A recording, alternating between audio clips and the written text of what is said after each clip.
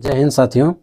आज संविधान दिवस के उपलक्ष्य में 26 नवंबर 1949 को ही हमारा संविधान बन करके तैयार हुआ था, जो कि 26 जनवरी 1950 को लागू हुआ था, जिसके उपलक्ष्य में जो है कि हम गणतंत्र दिवस मनाते हैं और आज के दिन 26 नवंबर को संविधान दिवस मनाते हैं।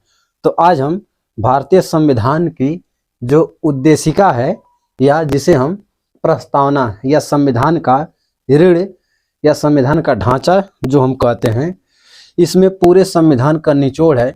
ये बताता है कि हमारा संविधान कैसा है, क्या है हमारे संविधान में, हमारे संविधान की विशेषता क्या है। ये एक पन्ने में जो है कि लगभग पूरे संविधान को बता देता है। तो जानेंगे इसके कुछ महत्वपूर्ण तथ्यों को।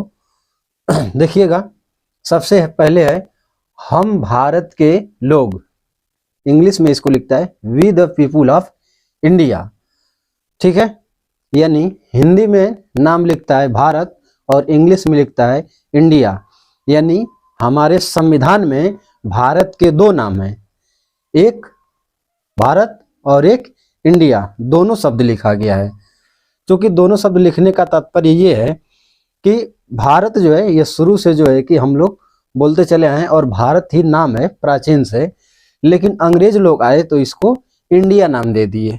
तो जो देशी रियासतों का सरदार वल्लभ भाई पटेल एकीकरण किए थे, भारत में मिलाए थे, तो उसमें जो हस्ताक्षर किए गए थे वह इंडिया नाम से किया गया था।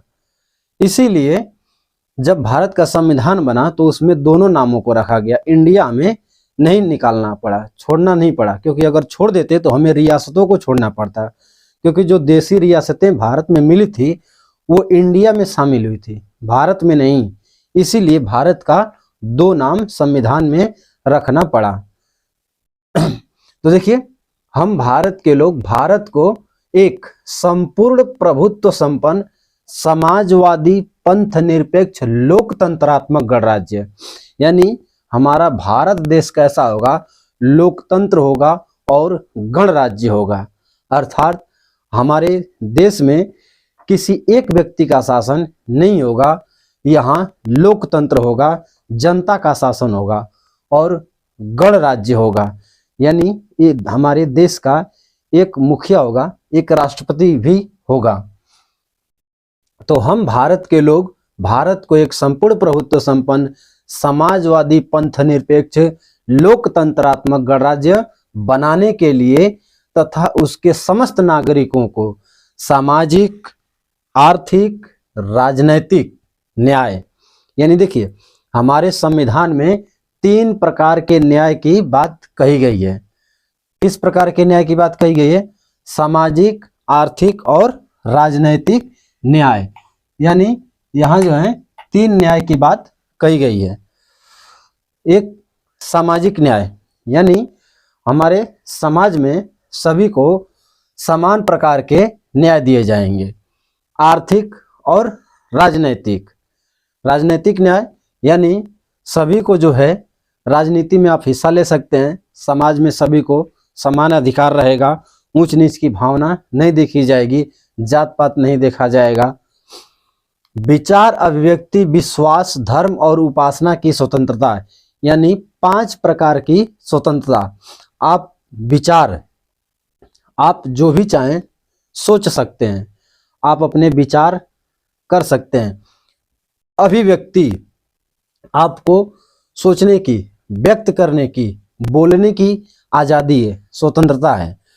विचार आप जो चाहें सोचिए, आप जो चाहे बोल सकते हैं। और बोलने का मतलब ये नहीं कि आप किसी को अपशब्द कहें, आप किसी को अपशब्द नहीं कर सकते हैं। आप अपनी मान मर्यादा में रहते हुए और दूसरे की भावनाओं को ठेस नहीं पहुंचाएंगे। यहाँ तक अगर आप कुछ ऐसे शब्दों का प्रयोग कर दिए जिससे आपके सामने वाले व्यक्ति की मान मर्यादा या प्रतिष्ठा भंग होती है, तो वह आप पर मानहानि का केस करके आप पर मुकदमा कर सकता है। तो जो भी बोले सोच समझ करके बोलना है। तो विचार, अभिव्यक्ति, विश्वास, धर्म और उपासना। आप किसी भी धर्म को मान सकते हैं, आप किसी भी धर्म की उपासना कर सकते हैं, आप मानने के लिए बाध्य नहीं है, आप स्वतंत्र रहें। आप जिस धर्म को मानना चाहते हैं उस धर्म को मानिए। हमारा संविधान जो है आपको स्वतंत्र रखता है। हमारा देश जो है कोई एक हमारा किसी एक धर्म को मानने वाला नहीं है। जैसे पाकिस्तान को देखेंगे तो मुस्लिम राष्ट्र है, चीन को भी देखेंगे तो अलग ही राष्ट्र है, लेकिन हमारा देश जो है वो न हिंदू राष्ट्र है न मुस्लिम राष्ट्र है। हमारे देश में सभी धर्म के मानने वाले लोग हैं और सबको जो है आज़ादी है। प्रतिष्ठा और अवसर की समता। प्रतिष्ठा और अवसर यानी जो सरकारी नौकरियां होंगी या सरकारी वैकेंसी जो आएगी, जो सरकारी पद होंगे उसमें सबको अवसर दिया जाएगा। इसीलिए देखेंगे आरक्षण दिया गया है ताकि हमारे सरकारी कार्य जो हैं उसमें सभी प्रकार के व्यक्ति आए, महिलाएं आए, पुरुष आए, दलित आए, उच्च जाति के आए, निम्न जाति के आए, ताकि सभी लोग आए तो अच्छे से कार्य करेंगे।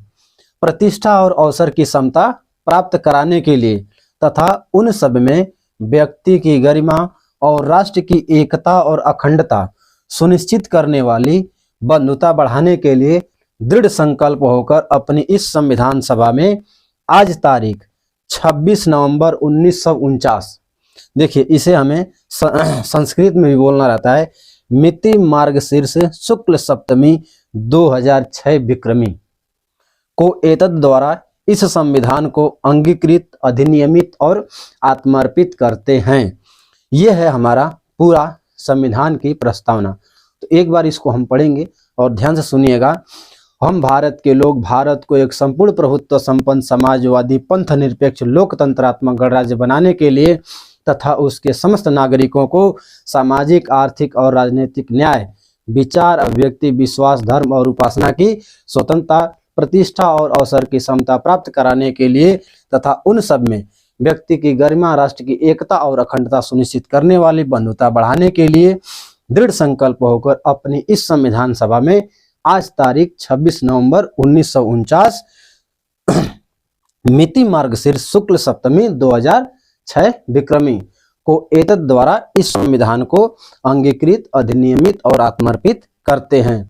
तो इस तरह से देखिए पॉलिटी पढ़ने का मतलब कि अगर आप पॉलिटी, हिस्ट्री या जो भी पढ़ रहे हैं तो आपको संविधान की प्रस्तावना याद होना चाहिए, बहुत इंपॉर्टेंट है। तो इस वीडियो में इतना ही रहने देते हैं, नेक्स्ट वीडियो में मिलेंगे किसी नए टॉपिक के साथ।